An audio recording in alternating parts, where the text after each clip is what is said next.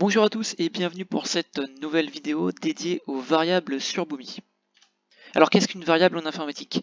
Une variable, c'est un élément qui permet de stocker de l'information. Sur Boomi, il y a trois types de variables. Le premier type sont les Dynamic Document Property.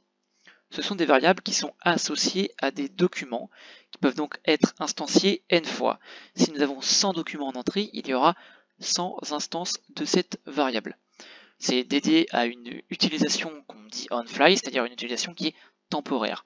Ce sont des variables qui ne sont pas persistantes entre les branches. Nous verrons des exemples juste après. Il y a ensuite les Dynamic Process Property qui, elles, sont associées à des processus. Donc pour une utilisation globale et persistante, en fait, on définit la variable au début de notre processus et elle sera accessible tout au long du processus. Enfin, les process properties, elles, sont des variables qui vont être d'environnement. C'est des variables qui sont persistantes et qui peuvent être partagées entre les process. Tout de suite, nous allons voir des exemples sur Boomi. Alors, pour le premier exemple, nous allons voir les Dynamic Document Properties. Pour cela, j'ai créé un process très simple qui comporte trois branches. Au tout début, je définis une première Dynamic Document Property, variable 1. Dans ma première branche, je vais afficher le résultat de cette variable. Dans la seconde branche, je crée une deuxième Dynamic Document Property qui s'appelle variable 2. Je vais ensuite afficher le résultat de la première Dynamic Document Property et de la seconde. L'objectif, c'est de voir si les deux s'affichent. Et enfin, dans cette deuxième branche, je vais afficher également le résultat des deux Dynamic Document Property. L'objectif, c'est de voir si, par exemple, à cette étape-là, j'arrive à avoir cette variable-là. Alors je vais tout de suite lancer un test et on va voir ensemble le résultat. Alors comme je l'ai dit dans la présentation précédente, une Dynamic Document Property n'est pas persistante et elle est associée à une branche. Donc lorsque j'ai défini une Dynamic Document Property au début de mon process, celle-ci va théoriquement se propager sur chacune des branches. On va tout de suite le constater. Donc normalement, si je me mets ici, je vois le résultat de la variable 1. Ici, j'ai défini variable 2, donc théoriquement, ici, je devrais avoir le résultat de la variable 2 et de la variable 1. Donc je vais me mettre au stop. J'ai effectivement le résultat de mes deux variables.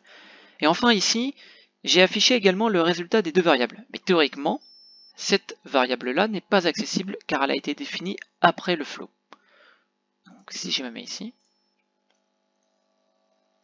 effectivement, on voit qu'une variable, seulement la variable 1 est affichée. Eh bien, cela s'explique par le fait que cette variable-là n'est active uniquement que sur la branche numéro 2. C'est-à-dire qu'une fois qu'on arrive au stop, cette variable disparaît.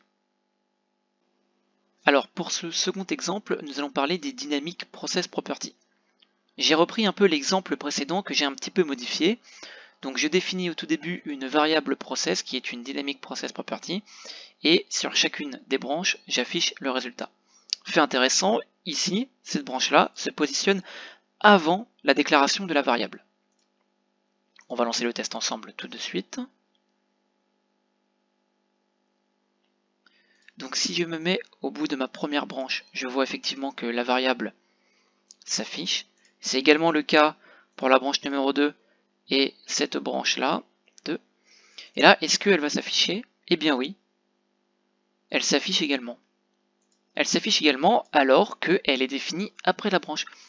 Car si on part du début et qu'on fait comme un cours d'eau, si on suit mon curseur, la première chose que le process va faire, c'est définir la variable, passer là, passer là, revenir au début, passer là, et revenir ici.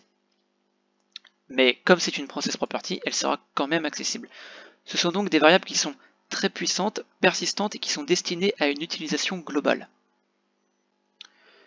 Pour ce dernier exemple, nous allons parler des process properties. Donc j'ai pour cela créé un nouveau process qui se compose d'une map. Donc dans cette map, nous avons un profil input et un profil output qui sont tous les deux en flat file. Nous avons ici également un message qui permet d'alimenter l'input. Donc je vais partir from scratch pour vous montrer. Je vais pour cela Alors il y a différents moyens de créer les process properties. Là on va passer par un mapping, mais on peut également passer par un composant properties tout simplement. Donc via la map, on va dans properties, on fait get process property. On va en créer une nouvelle ensemble que je vais appeler test. On peut définir plusieurs valeurs, à savoir qu'en fait une process property peut contenir plusieurs valeurs de process property. C'est un conteneur. Je vais l'appeler ici test1 et ici test2. Il y a des types, donc on peut mettre une valeur par défaut que je vais appeler test1. Pour le second cas, on va utiliser le système de listbox. En fait, on peut mettre ici des valeurs, vous allez voir, test2 avec le label test2. Et cela permet en fait d'afficher une listbox qui nous permet de sélectionner les valeurs. C'est très utile quand on souhaite utiliser des booléens. Donc ici, je souhaite utiliser donc la process property test et charger la process property qui a le nom test1. Donc théoriquement la valeur sera test1. Donc si on teste ça ensemble tout de suite,